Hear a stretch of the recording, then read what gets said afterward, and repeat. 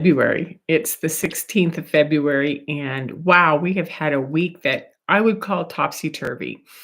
Some of the men and women that I like to follow on energetics have been saying, like, what the heck's going on? How are we going to navigate through this? And I wanted to sort of bring two things that I absolutely love together, right?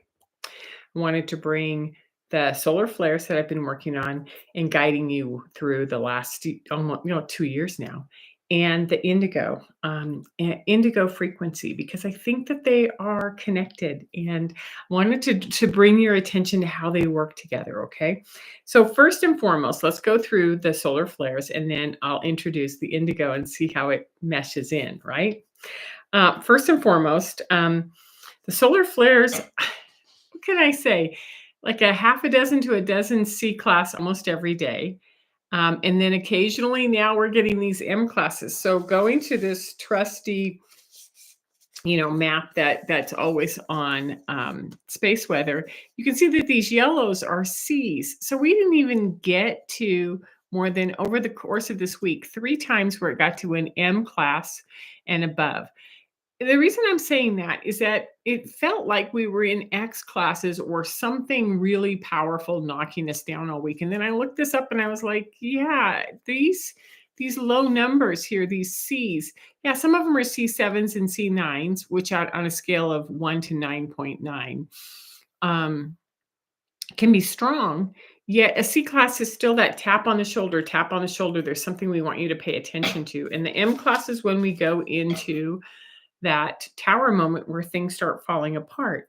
Now, the interesting thing is that we were in this enormous geomagnetic storm the entire time. So I go to Pam Youngins and the geomagnetics. She's got the chart here that shows it.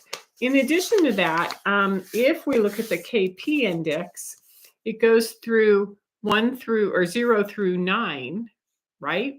And 9 being the highest, we were hanging out between 4 and 5. So the energies were significant this week and they were bouncing around. Carrie Kay just put a brand new video up. I didn't have time to watch it. It launched about 3 minutes before I started this, I found it about 3 minutes before I started this.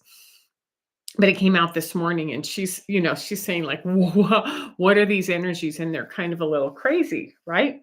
And yesterday I listened to Blossom Goodchild. Now Blossom does this deep channeling, and then what she has is she has Joe Penna read the answer from the channeled source, and it's this really deep, nurturing voice. And there's some information there.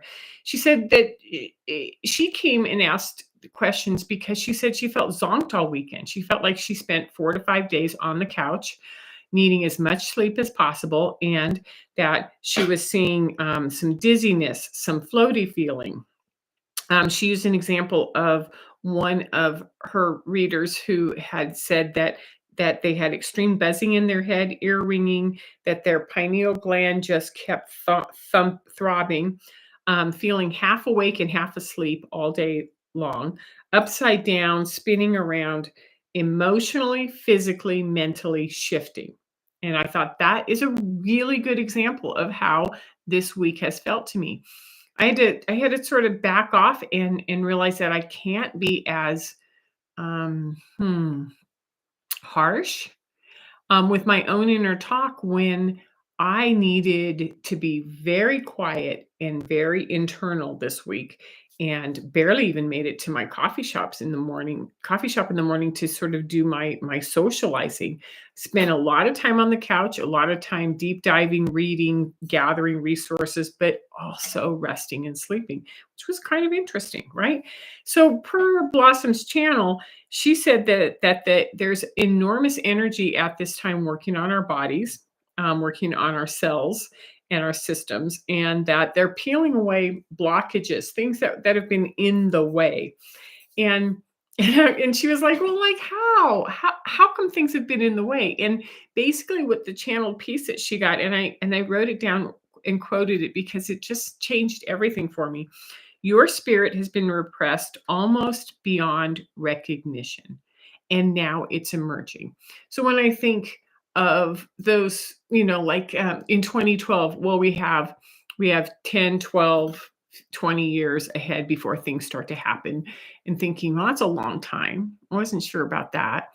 And then when I check in either with the readers, the energetic readers, the leaders that I follow, right? What they say constantly is that we know about 8 to 10% of what's going on in our world. And so when I think of that, our spirit has been repressed beyond recognition, it means that there are portions of us, who we are, what we know ourselves to be, that is that when it comes forth is going to be a bumpy ride, right? A really bumpy ride. So I saw these. This is my roomie deck.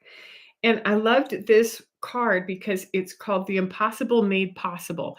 And it really shows what happens when we have this energy coming into our galaxy, and what our universe, and what it does to us in our bodies. And then this one I thought was almost, it made the most sense to me, is divine discontent. So what happens when we don't realize that we're blocked, and every part of us is, we think we have a happy normal life, and then we realize that we've been suppressed, right? Repressed on such a profound level. So the imagery in this card lets me know that this is what's happening. We're sort of awakening this individual, right? And then I loved the way this is called the Hand of Fatima. And I love how, she's reaching her hand out and she's working with energy. And I thought in a lot of ways, that's what I feel like I do on a daily basis with all of this stuff. So moving over to Thoth, it seems like what we're doing is we're bringing information into our bodies. We're birthing these new things. She's got this staff, and where the staff is hitting the earth is turning green, and it's starting to green up around her feet. So she's doing some profound work at bringing this forward. I like the way that Osho shows the emperor, that these skills of ours are coming online, and they're bringing us forward, and their new skills and their strength, right? And that means that we have to have a lot of courage, because life is going to get very different for us. And I like the way that this courage card shows that, we've been through all of this repression, all of these dark mental constructs, and we've broken through, and we're sort of matching our light with this light, right? So interesting how the cards can talk, right? And this is the version of the hanged man in the Osho Zen, which is, you do that warrior pose and you stand up strong because you have skills that are coming in, and it's going to start getting really fun, right? So here's where I'm going to sort of weave in my favorite topic, which is so listening to Magenta Pixie talking with Laura Eisenhower in a Rumble off YouTube channel, and she was talking about the Indigo revolution. The Indigos are coming in full strength right now, and I was like, thank God, because I wrote this book in 2020, published it in 2022. You can buy it on Amazon. Basically defines what an indigo is, what the assignment is. And it got a lot of attention when it was first published, and then it sort of just disappeared. And last week, Julia Balaz, who does the galactic astrology, reached back in her archives and brought this interview that I did with her on the Indigos and the frequencies coming to Earth 2 years ago. And she put a new cover on it, and she launched it on her own, her new YouTube channel. And it just brought all of this energy, this indigo power back. Okay. So I'm going to define an indigo so that you have that. And it's right straight out of my book.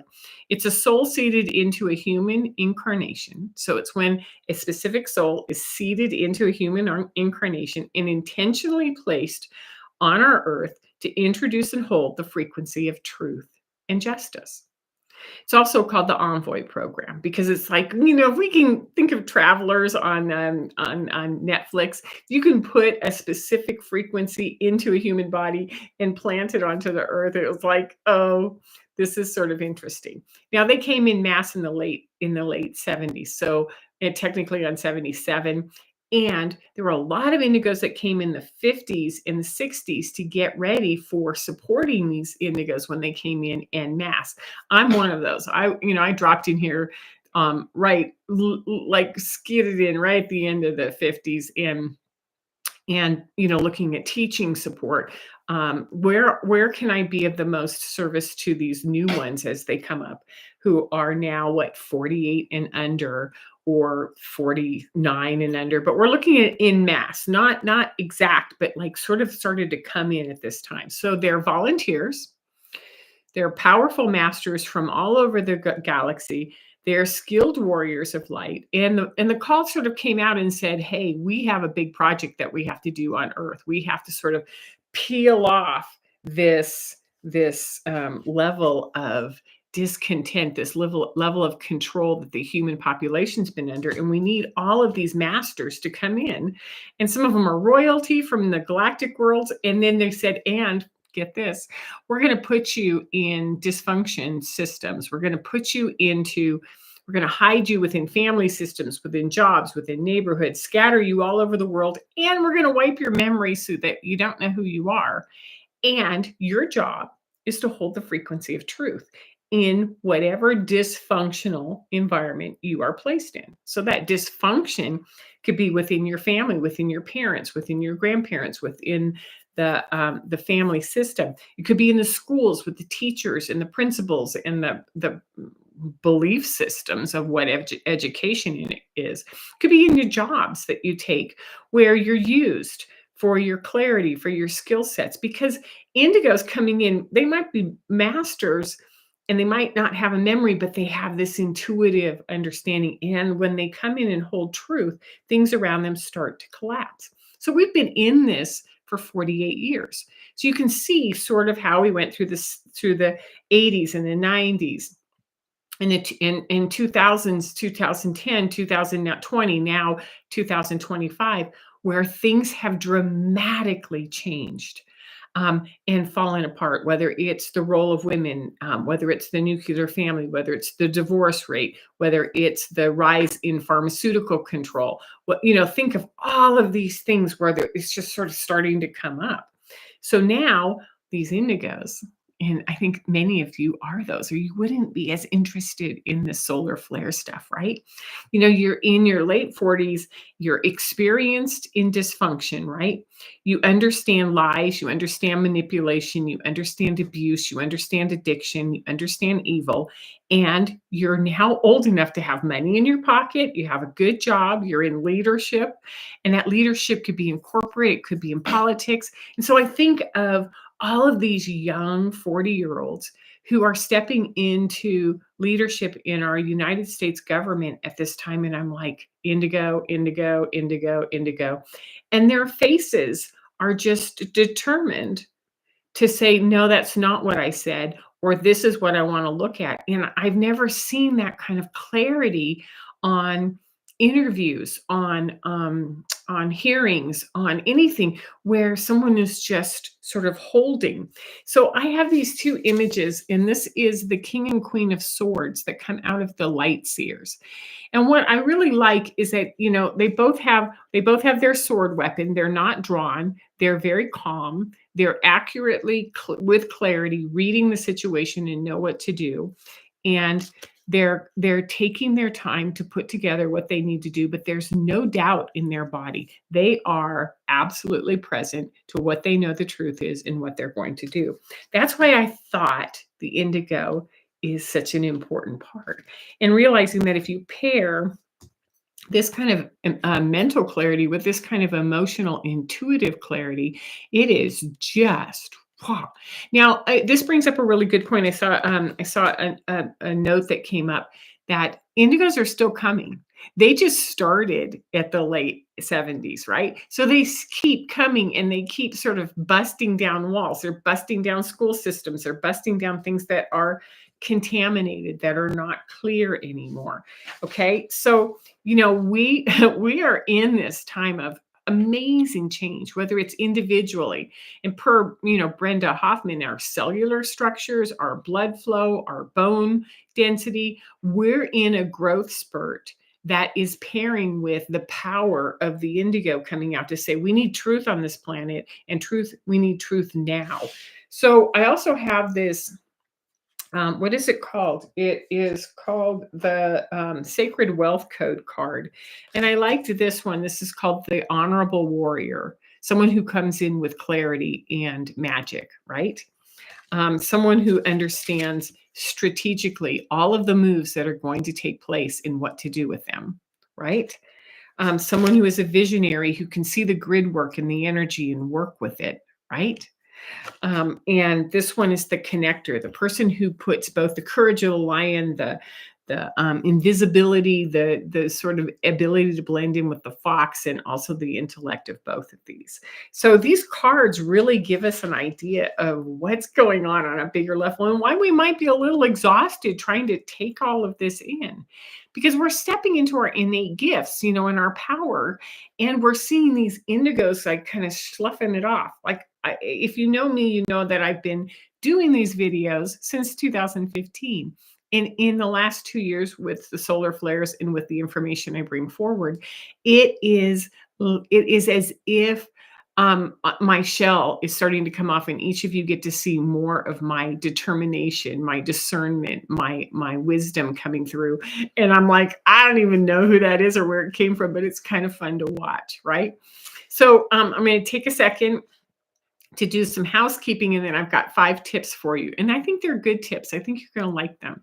So first and foremost, we do a discussion on my Patreon group every Tuesday at 5 o'clock. So if you want to join in and explore indigo energy, talk about what you're experiencing, what you're feeling, get some more information, you can go to Patreon. You can also order my book on Amazon. And I'm also going to start doing a sort of chapter by chapter release, so you can sort of take it in small doses, because it's a big book. It has a lot of information, right?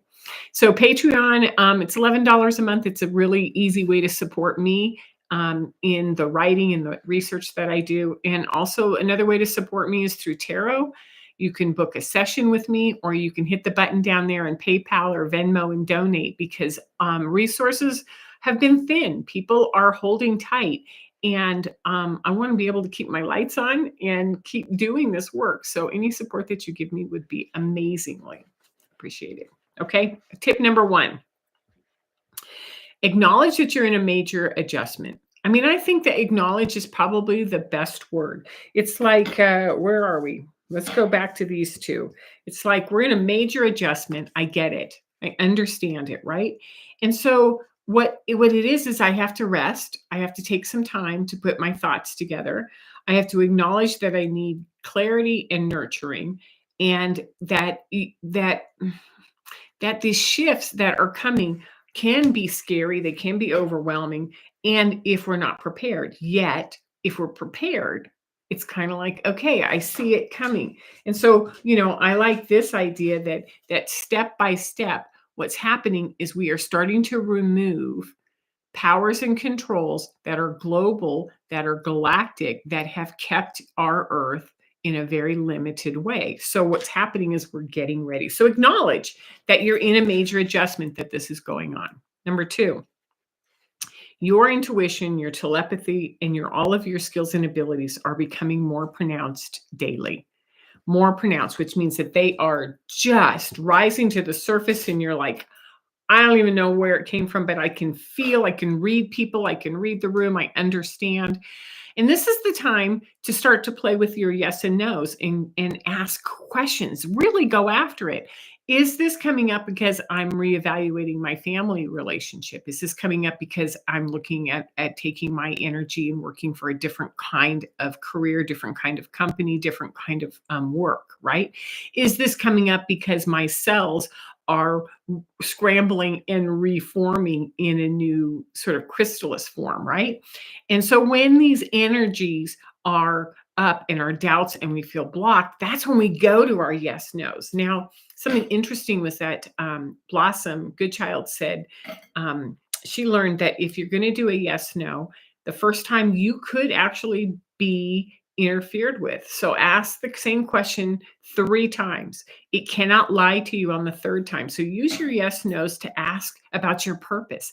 Ask about what you need, what your next step is, right? Okay. So number 3, Recently came across, I've been working with the 4 agreements forever, and I use those on my videos, right? I came across the 5th agreement. It sort of passed across my awareness years ago, and it never connected, yet now it does.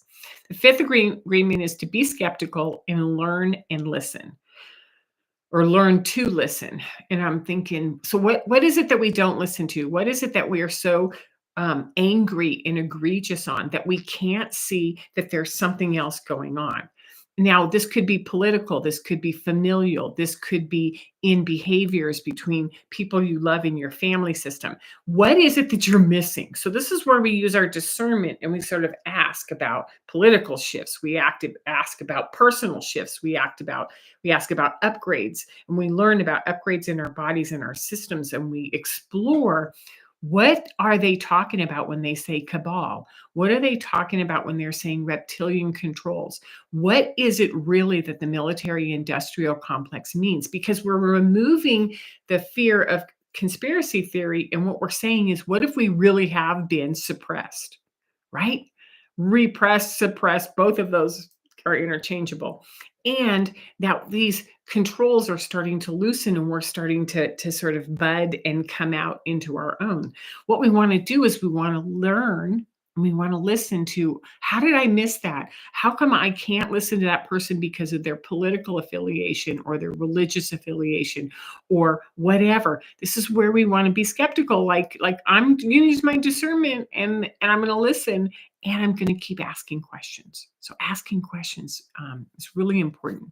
Number 4, get to know the frequency of truth. Now, this is a hard one for me because the frequency of truth is not something that you can say, not something you can study. It's almost as if, like, I can walk into my local coffee shop, and someone that I see all the time, kind of, I've learned that sometimes they rub me the wrong way, sometimes I'm skeptical, sometimes whatever, right? And then there's times when I'm like, no, this is where I need to be. And then there's like, boom, nope.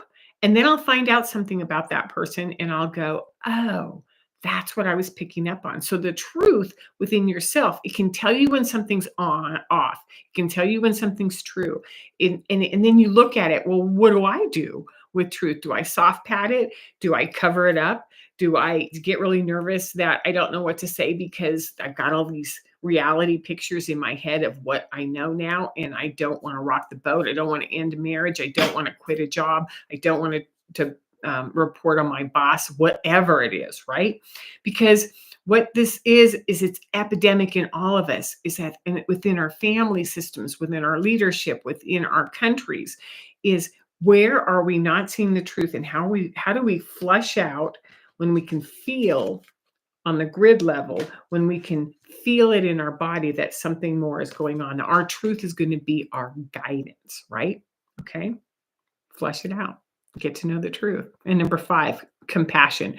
We've all been, part of this dysfunction. We've been part of these struggles, and we're all learning and growing at different paces, right? And as we learn and grow at different paces, we may be out in the forefront feeling very alone, or we may be hanging way back and thinking, I'm never going to get it, and I'm just getting sicker and sicker. We need to have compassion for that pace, because every single human being is here doing their own pace. And if you watch my videos, you know that when we become aware of our own timing, we can see where people are moving forward and where they're stuck, and we have compassion.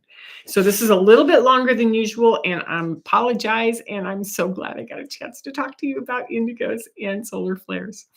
Drop me a note, put some great comments, ask questions. I reply all the time, and I will see you next week or Tuesday. Take care. Bye.